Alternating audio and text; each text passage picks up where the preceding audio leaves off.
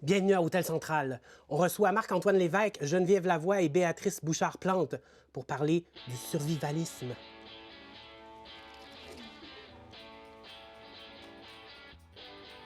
Oui.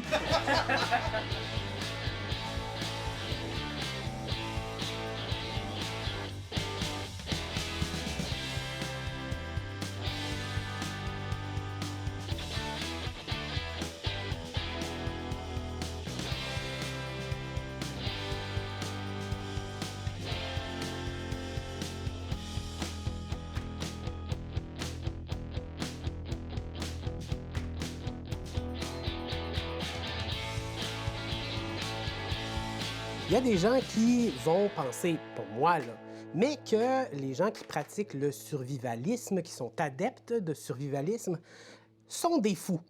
Alors, avec moi, pour le démystifier, je veux savoir, j'imagine que tu te perçois pas comme étant un petit peu fêlé de la noix. Là. Je sais. Ben, écoute, tu t'es viré vers moi en me disant ils pensent qu'ils sont fous, je trouve ça.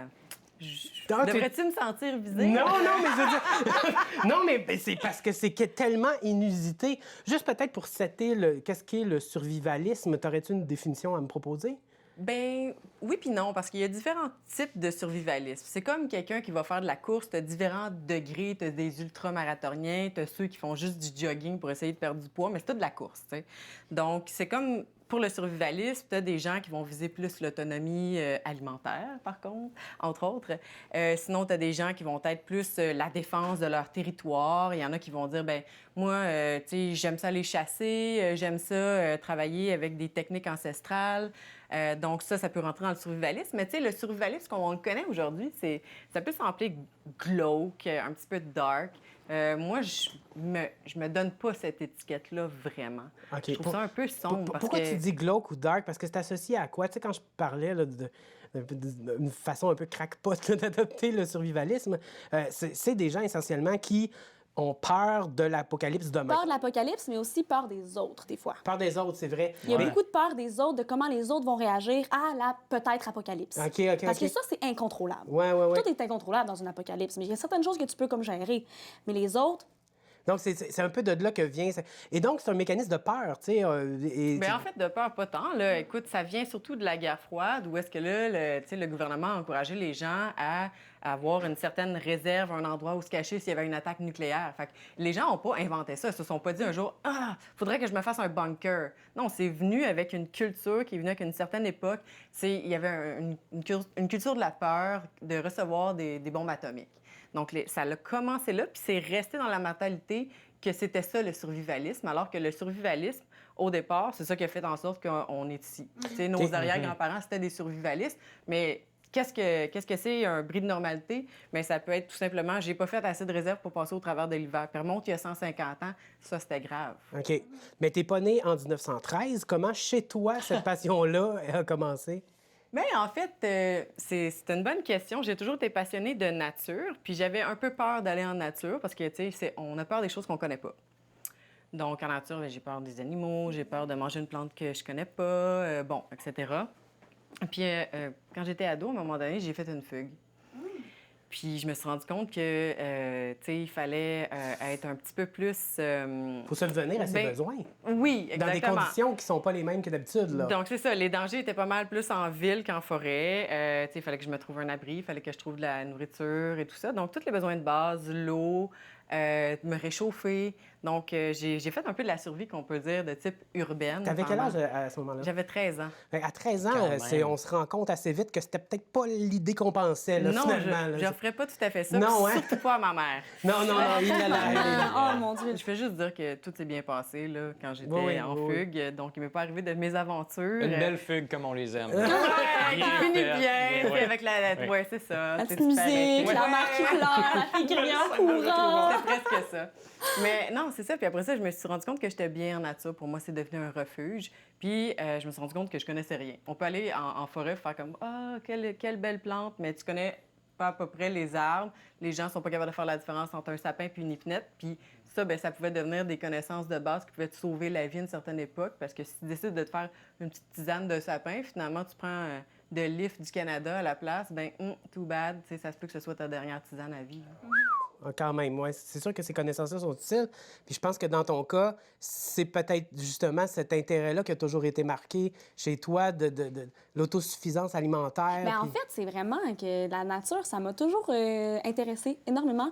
Puis c'est parti aussi de l'idée des marches en forêt aussi, de genre regarder autour puis d'être flabbergasté par la beauté de ce que c'est et le fait que tout est vivant, mort, puis que mort et vivant se côtoient super bien, puis que là, il y a des champignons, il y en a qui sont toxiques, il y en a qui goûtent tellement bon puis qui sont recherchés en fine cuisine.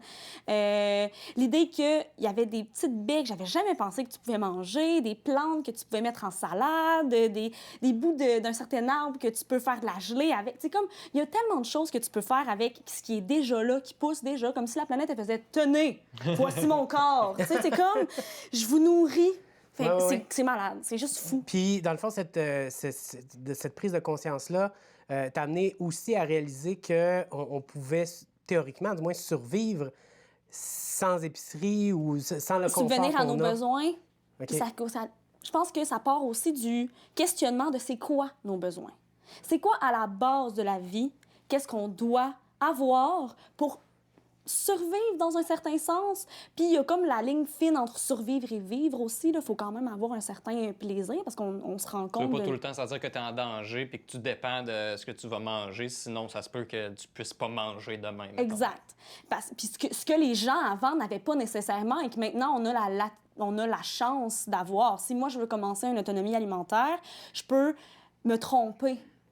J'ai l'attitude de me tromper dans ce que je vais entreprendre, puis c'est vraiment sécurisant dans un certain sens. Mais ouais, de voir c'est quoi les besoins réels. Parce que là, on s'est créé beaucoup de besoins aujourd'hui. Oui. Fait que là, c'est de voir, tu sais, qu'est-ce qu'on a en commun, les êtres vivants. On doit respirer, on doit boire de l'eau, on doit se nourrir, nous, on doit se loger et se vêtir, et surtout ici. Fait que là, quand tu te rends compte de ce que tu as besoin de base, il y a beaucoup de choses qui disparaissent que tu peux nécessairement, anyway, pas faire toi-même. Décris un peu, dans le fond, ce que tu dois faire, toi, pour survivre dû à ton métier. Dû à mon métier, moi-même, que je te dirais, je t'avais de couper dans la respiration, moi. Ah oui, oui! Je respire 15 minutes en me levant, puis j'essaye de me rendre jusqu'au soir. Oui, parce qu'il faut couper ce qu'on peut. Ben oui, ça fait des économies, c'est une bonne idée. Ouais. Non, mais pour vrai, ça m'est déjà arrivé de... tu sais, il y en a eu des moments où j'ai fait « Hey, sais-tu quoi? C'est 4,25 acheter un quart de pain, je vais faire mon pain. » Ma grand-mère faisait son pain, fait que je m'étais mis à faire mon pain, tu sais. Puis c'est bête, mais faire un pain versus acheter un pain, mais tu sauves quand même de l'argent. C'est pas énorme. Je suis pas au stade à dire ça c'est un merle bleu, ça c'est un chêne, ça c'est un séquoia, cette mousse-là, je peux la mentir, je suis pas là. Je fais mon pain. Là. Mais quand même, c'est quand même... Puis t'as ça dans tes gènes, le survie. Moi, en fait, c'est ça. Je suis un gros fan de l'histoire de ma famille parce que moi, je pense que j'avais des gens qui ont vécu des trucs incroyables dans ma famille. Mon grand-père, moi, je pense que c'était littéralement un... Tu sais, c'est plus un coureur des bois qu'un homme moderne, quasiment. Là. Ah oui? Oui. Moi, j'ai hâte que l'ADN kick in, embarque un peu pour que ça arrive un peu.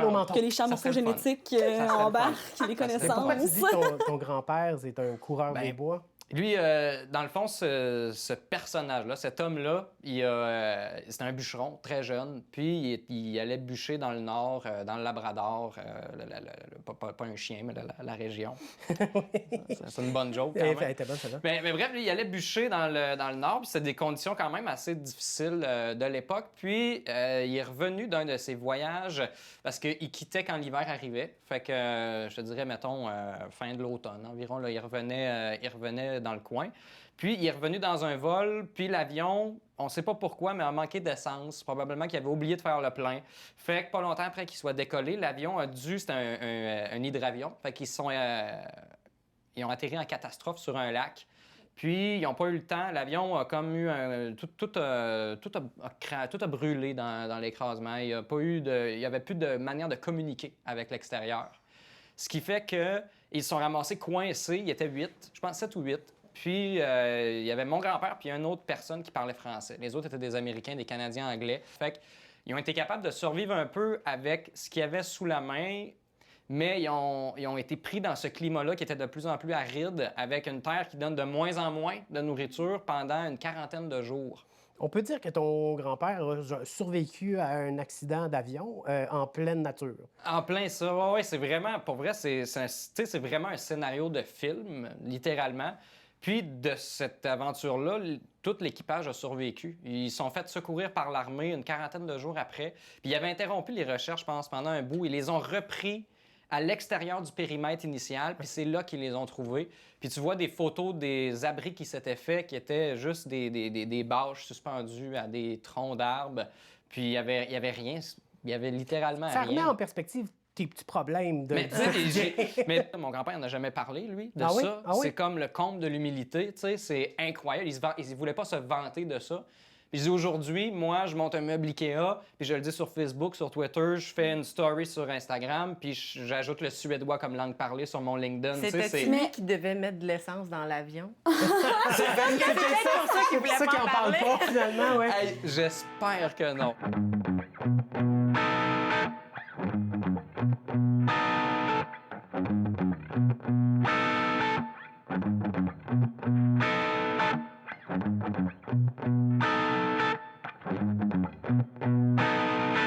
Survivaliste, ça m'intéresse. Moi, moi, te dire, quand je voyais le monde acheter le papier de toilette en masse là, pendant la COVID, là, j'étais ça, c'est des visionnaires. Si m'a dire de quoi en temps de survie, s'il y a bien quelque chose que tu vas avoir, c'est les fesses douces. Moi, m'a dire ce qui me rend fou de survivaliste. Les rabais. Quand je peux me ramasser une caisse à 24 de petits pois, là, et pelay! Je sais pas si tu sais, mais souvent, ça m'arrive sur 24 cannes de petits pois de sauver 5 piastres et demi. Ça, c'est 2 billets de roue de fortune, ça, mon chum. Si je vais tourner à la télé, je monte mon bunker à tout le monde. Sais-tu ce que j'ai fait dans mon bunker? J'ai tout enlevé les étiquettes de tous les cannes. Comme ça, à chaque fois que j'ouvre une canne, surprise! Je comprends la mode de faire son pain, là, mais à un moment donné, si les zombies rentrent dans le tas, c'est pas une miche de pain qui va te sauver, mon chum. Fais tes guns! Fais pas ton pain! Je te ferai pas de cachette si t'es peurant, les autres, là, surtout en instinct de survie. Là. Je veux dire, tu fermes la porte du bunker, tu sais pas t'en as pour 6-8 mois, puis tu te rends compte qu'il y en a une a des petits problèmes de tourette, elle dort mal la nuit, ça ronfle comme un troc. Hey, get out of the bunker, get a room, va-toi une chambre, là. C'est fini ici, là. M'en fous que tu te fasses manger dehors. Mais viens pas manger mes petits pois. Sais-tu combien ça m'a coûté, mes petits pois? Bon, on repart. Ça roule au son. Quand il nous arrive des événements comme ça, c'est pas exactement comme si ça t'arrivait à toi. Toi, ce serait une occasion de pratiquer ton sport préféré. Oh, tiens, j'ai un Lancer une écrasement petite d'avion, balle. super. Non, mais n'empêche, est-ce que tu penses sincèrement qu'en situation réelle, ce serait la même chose que avec toute la connaissance que tu as quand même, est-ce que tu penses que tu t'en tirerais 40 jours comme ça? Ben, c'est dur à dire. Parce que moi, j'ai certaines connaissances, puis je pars toujours avec mon sac de survie. Donc, c'est sûr que si j'ai un écrasement d'avion, est-ce que le sac va suivre avec moi? C'est toujours des possibilités que je le perde. C'est pas parce que j'ai des connaissances que si il y a la fameuse bombe qui arrive que je suis pas en dessous à ce moment-là. T'sais. Tu comprends ce que je veux dire? Oui, tout à fait. Donc, ça dépend des conditions dans lesquelles tu te retrouves. Oui, je pars Puis même- avec, tu sais, comme un petit peu d'avance avant tout le monde, là, mais ça dépend toujours des conditions. Donc, moi, je suis pas mal certaine que je survivrai un 40 jours. Tu sais, j'ai vécu toutes sortes d'entraînements. J'étais allée me faire dropper sur des tops de montagne en hélicoptère. J'ai fait une semaine au complet vécu avec juste des peaux d'animaux, puis travailler avec des outils de pierre, puis d'os dans le bois. Donc, puis on marche nu-pieds. Pourquoi? Parce qu'on le sait que les gens perdus, ils perdent leurs souliers. Mais tu me dis, je traîne tout le temps mon sac de survie avec moi.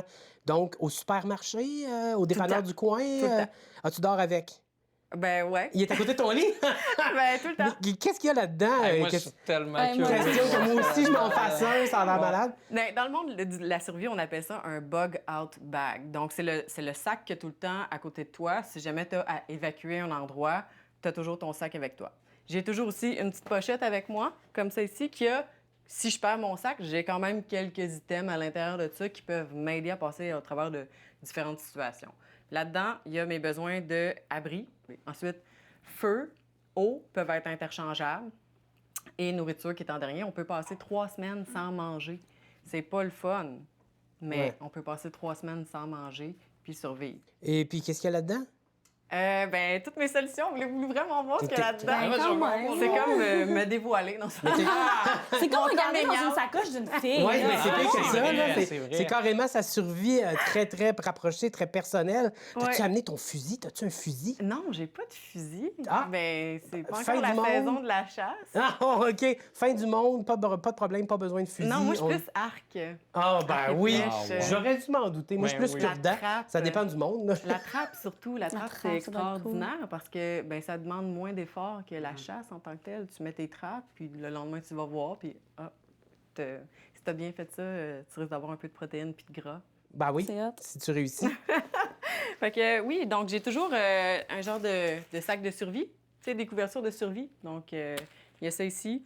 J'ai une gourde en métal parce que fabriquer un contenant pour transporter de l'eau, c'est vraiment une des choses les plus difficiles à faire de façon primitive. Écoutez, J'ai l'impression de regarder un vlog de unboxing, Ouais. sauf que c'est de la C'est survie. vrai, ouais, Là, tu voulais voir mes armes. Ah. J'ai des gros couteaux. ouais. Ça, c'est certain. Je traîne toujours des gros sacs à vidange de construction. Parce qu'avec ça, ben, je peux ramasser plein de débris dans la forêt, puis me faire un abri de survie super rapidement ou un poncho de survie. Donc, je peux me faire un imperméable avec ça. Je peux même faire bouillir de l'eau là-dedans si je veux. Ah oui, hein? Donc, c'est toutes des connaissances qui sont utiles. en Bouillir forêt. de l'eau, hey, mon Ouais. Dieu. On Quoi en parlera. On s'en parlera. Hein? Ouais. Ouais, puis ben ça, c'est sûr. Puis j'ai des solutions pour le feu. Donc, j'ai bien sûr un briquet. J'ai un allume-feu, donc qui fait les étincelles. J'ai toujours un petit peu de nourriture. J'ai même du beurre de pinot en sachet avec mes trappes et tout ça. Donc, Ah, pour attirer les... ouais, puis ben ces temps-ci, j'ai aussi du purel puis un masque. Donc, bon, ça aide très à ma bon. situation de survie. Ben oui. Je peux maintenant rentrer dans les dépanneurs grâce à ça. Effectivement. Et t'acheter Wow. tout ce qu'il y a là-dedans. Non, mais justement, écoute, on parlait d'un état psychique particulier. Là. On jase, là, je veux dire, de garder ça avec toi à tout moment, c'est quand même spécial. Qu'est-ce qui motive cette idée-là d'avoir tout ça avec toi en tout temps? Ben, Est-ce que tu as peur? Ben non, au contraire, tu sais. Puis en fait, tu sais, ça, c'est pas tellement plus lourd qu'une grosse sacoche d'une autre femme qui traîne 1 million de cossins. Ben moi, c'est juste des cossins que, tu sais, je me dis, ça peut être utile pour moi. Mais Mais- c'est Est-ce que c'est utile en contexte de travail, parce que tu travailles là-dedans? Aussi, ben oui, mais je suis tout le temps en forêt, je vais toujours cueillir des champignons, je vais toujours essayer de... Je vais prendre une marche en forêt à tous les jours, tous les jours. Puis moi, j'ai pas peur parce que je sais que je suis prête. Tu sais, est-ce que quand tu embarques dans ta voiture puis tu boucles ta ceinture, tu es un survivaliste? Oui.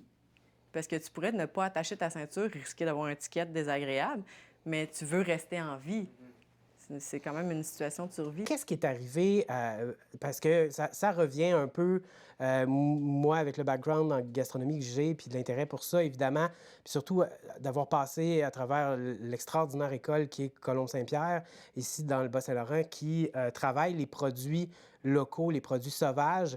On a perdu ça. On a vraiment peur de ces produits-là, non? ben, c'est que c'est tellement rendu loin.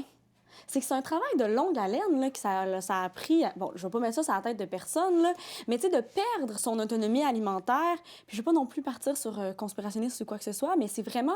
Tu peux pas contrôler, là, je ne veux pas dire qu'il nous contrôle, La mais... 5G. Mais je ne veux pas dire ça rapport. non plus, là. Je veux pas partir là-dedans, mais ça reste que tu as un certain contrôle sur, sur une population qui ne sait pas subvenir à ses besoins. OK. Je dis pas que ça a parti de ça non plus, là. Oui. Mais je dis que ça a tellement été un exode rural de promesses de vie plus simple, de moins travailler, la mécanisation, le ne plus penser à rien, se divertir par autre chose. Ça a été un regard porté sur totalement un autre truc. Je pense que ça fait longtemps que ça a comme été juste... On a regardé ailleurs, puis comme c'est de la tradition orale, mais là, c'est parti en fumée. Ça s'est évanoui. En fait, on avait tellement accès aussi à des produits probablement qu'on considérait comme safe. Je sais que moi, pour avoir lu là-dessus, les premiers colons européens avaient quand même passablement peur de la nature, là, avec tout ce qu'il y a comme background aussi de la religion catholique là, derrière tout ça.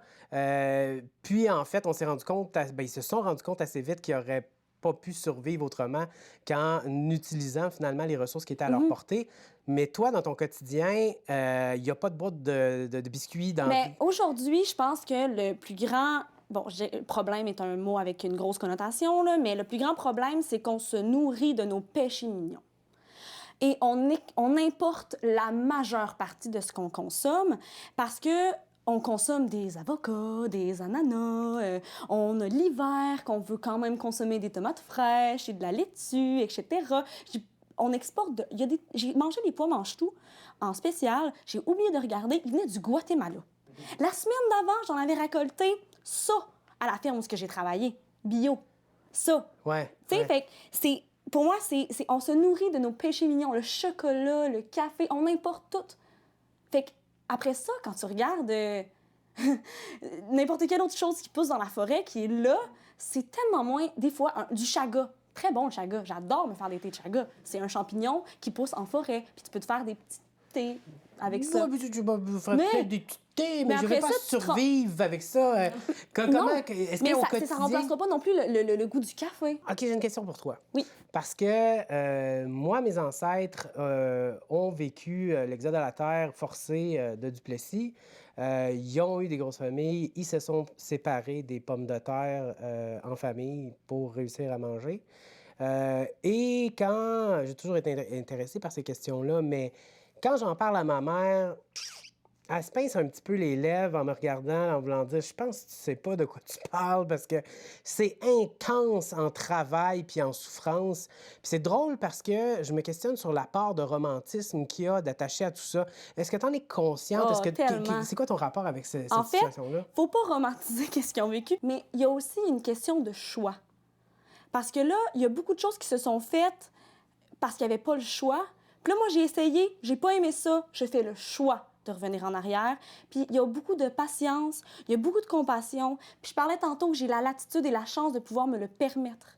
Ça veut dire que moi, là, si je suis dans ma terre puis je me rends compte que j'ai pas assez de bouffe pour l'hiver, pense pas que je vais m'empêcher d'aller à l'épicerie, là. Je- je- Exact, t'as le choix maintenant. J'ai, C'est ça. maintenant, j'ai le ça. choix. Il y J'ai a le choix de toujours le la faire. AEW. J'ai le choix. Ouais, j'ai ouais, j'ai ouais. le choix de le faire, puis c'est ça que je trouve vraiment beau. J'ai une question pour vous trois qui vous êtes alerte sur ces questions-là. Une question concernant l'avenir à moyen ou long terme. Est-ce que vous êtes convaincu que ces notions-là vont être nécessaires? Que l'humanité court à sa perte, puis que clairement, dans les 20, 30, 50, on ne sait pas quand, mais assez bientôt, va falloir que les gens soient équipés pour survivre. J'aime ça que tu aies dit que l'humanité court à sa perte. Parce T'aimes que, ça? Oui, vraiment. OK, ça parce va que bien. moi, je fais pas d'éco-anxiété. Je sais que la Terre va survivre à ces méchants humains. Ça, j'en suis convaincue. Elle va guérir de tout ça. Elle a déjà passé par des choses vraiment extraordinaires. Puis, tu sais, en ce moment, on vit clairement des moments difficiles au niveau de tout ce qui est environnement, là, la montée des eaux, la pollution des océans, le réchauffement climatique. Tu sais, moi, je pense qu'on s'en rend pas du bon côté de la pente. Fait que oui, je suis inquiète pour les humains. En ce moment, moi, je suis en train de faire un bac en anthropologie parce que l'humain m'intéresse. Pourquoi je fais ça? C'est pas pour moi, parce que ce serait vraiment égoïste. J'accumule le plus de savoir puis de connaissances pour pouvoir le transmettre. Puis c'est pour ça qu'on a une école de survie en forêt. Donc moi, je me suis dédiée ma vie à temps plein à m'entraîner le plus fort possible pour pouvoir transmettre des connaissances, pas dans le but de transmettre la peur, mais de transmettre le goût de vivre. Mais transmettre des connaissances puis le goût de vivre parce que tu sais qu'il y a quelque chose qui s'en vient? Parce que Ben, c'est tu sens... sûr qu'il y a Mais quelque chose c'est qui s'en pas, vient. c'est Ah oui, pas, ah oui. c'est pas caché du tout, là. Non. C'est vraiment pas quelque chose qui sort de nulle part, là. Ça fait des années qu'on en entend parler qu'il va y avoir... Je parle pas d'une apocalypse, là. Peut-être, on sait On pas. parle pas de zombies. On parle pas de zombies, là. On parle juste... jamais de zombies. C'est romantique, les zombies. Exact. Ouais, moi, je pense que ce qui peut nous aider à aller plus loin puis à s'adapter, parce que je pense qu'on est une espèce qui est excessivement douée pour s'adapter. Tu sais, je veux dire, on a quand même changé beaucoup de choses dans notre mode de vie en l'espace d'une demi-année à cause d'une pandémie qui nous a forcés à le faire. Je pense que quand on est forcé à faire des choses, on se trouve les moyens de le faire. Là, le truc, c'est qu'il faut pas attendre qu'on soit obligé de le faire. Il faudrait le faire quand même, tu sais. Sans être nécessairement anxieux, il faut être conscient. Ben, faut pas attendre que le tsunami tombe dans ta cour pour dire je vais apprendre à me faire pousser des branchies. Il faut que tu sois capable d'aller de trouver les portes à ouvrir avant des fois que le feu est pogné dedans. Puis moi, je pense, tu sais, je pense que tous les grands changements ou tous les changements passent beaucoup par l'éducation. Puis je pense que, tu sais, autant je comprends les gens qui ont peur de mettre un enfant au monde, autant je me dis, mais si tu mets un enfant au monde, tu as l'occasion de faire un humain qui peut être un acteur de changement, si tu le fais comme faut, tu sais.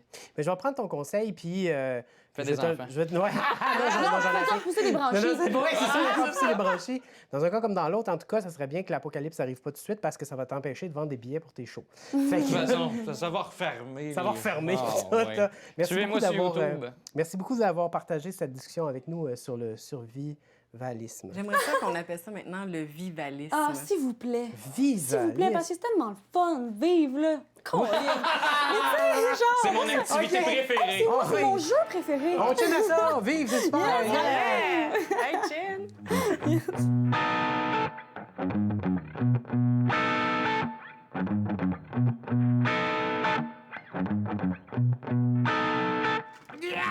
C'est l'apocalypse! On va tous mourir! Qu'est-ce qui se passe? Ben non, mais c'est parce Panique. que tout le monde dit ça à la TV, là, genre, ouais, c'est la fin du monde, c'est la fin du monde. Éteins ta lumière, calme-toi, là. C'est pas la fin du monde encore, là. Ah non? Non, tu peux arrêter de construire ton petit bunker que t'es en train de te faire, là. Ah non, je l'aimais tellement. En tout cas, il y a du monde qui ont déjà survécu à bien pire que nous autres. T'as déjà entendu parler du vol 571? C'était un avion, qui avait craché dans les montagnes. Puis là, le monde, il avait arrêté d'essayer de les chercher. Il était sûr que tout le monde était décédé. Puis il y avait des survivants dans cette histoire-là. Puis pour survivre, il était seul, à 3600 mètres d'altitude, les conditions extrêmes, là, tu sais, en haut d'une montagne. Dans la neige. Ils ont décidé de manger les morts. Oui. Tu l'aurais-tu fait? Hein? Un petit carpaccio d'humain, je sais, non. Est-ce que tout le monde se sort du pétrin en mangeant d'autres humains ou il y a Non, d'autres non, façons non. de s'en Je sortir? sais pas si tu connaissais aussi l'histoire du célèbre Poon Lim. Poun Lim? Non. Non, t'as jamais malheureusement. entendu parler? Non, mais j'aimerais bien appeler un de mes enfants Poun Lim. Je trouve ça cute. Bon, j'avoue que ça se dit quand même bien, mais c'est quand même quelqu'un qui a réussi à survivre là, d'une histoire incroyable. C'était durant la Deuxième Guerre mondiale, OK? Le bateau sur lequel il se trouvait, il a été bombardé, OK? Puis lui, il s'est retrouvé à l'eau, juste avec son gilet de sauvetage. Il a réussi à s'en sortir avant que le bateau sombre complètement. Il était avec son petit gilet de sauvetage, au secours à la dérive. Il a trouvé un bateau. Il a réussi à embarquer à l'intérieur. Tout ce qu'il y avait, c'est de l'eau, un peu de nourriture. Il a survécu 133 jours, toi. Hein? Tout seul, 133 jours. Il a fait un petit peu de pêche. Et il a survécu, là. Ah oui. 133 jours tout seul sur un bateau. Hey, moi, rendu là, je serais devenue un peu folle. Ouais, je pense qu'il devait pas être saint d'esprit trop quand ils l'ont retrouvé de toute façon. As-tu déjà écouté le film 127 heures? Ça a été Non. populaire. Non. 127 heures, c'est un film, en fait, qui me parle de la vie d'un gars qui était parti en randonnée. Ça se passe aux États-Unis. Parti en randonnée, toi, il avait averti personne de sa randonnée. Il s'était fait un itinéraire tout seul. Hey, moi, je suis capable, je suis capable. Les gars sont de même, hein? Ils se disent tout le temps, je suis capable. Je sais pas. Finalement, il y a une roche, toi, qui est tombée pendant qu'il descendait sur sa main. Sa main est restée prise en dessous d'une roche. Là, il s'est rendu compte à un moment donné que personne n'allait le retrouver. Il n'a pas laissé d'itinéraire à personne. Fait comment il s'est sorti de là? Hein? Non. Ah ouais, hein? Il a coupé sa main, hein? Il a coupé sa main. Il l'a laissé là. Garde l'autre pour demain, comme on dit. Ben oui. Comment il a coupé ça? Il a coupé ça avec ses ongles? Il s'est scié le bras avec ses ongles? Comment il s'est pris? C'est qu'il s'est assuré de tout casser les os de son poignet, toi, pour être sûr qu'il n'y avait plus rien, OK. qu'il n'était plus tenu. Puis après, il a pris le temps. Une petite serre à toute fois, toi. Puis il s'est coupé ça avec un petit canif qu'il avait. Avec un canif. Oui. Moi, je dis un petit canif. Je sais pas s'il était petit, mais probablement que, tu sais, pour ajouter de l'action, tu dis un petit canif, puis tu prends le temps de le bien le couper, là. Un Ouais. bras, ça doit pas être si facile que ça à couper, mais un bras, il saute, là. Non, je pense que la police m'aurait retrouvé bien séché après ma roche, moi, personnellement. Il y en a qui sont plus game de se départir de partie du corps que d'autres, hein. Clairement. Il faut avoir une force mentale surhumaine pour faire face à ces situations-là apocalyptiques.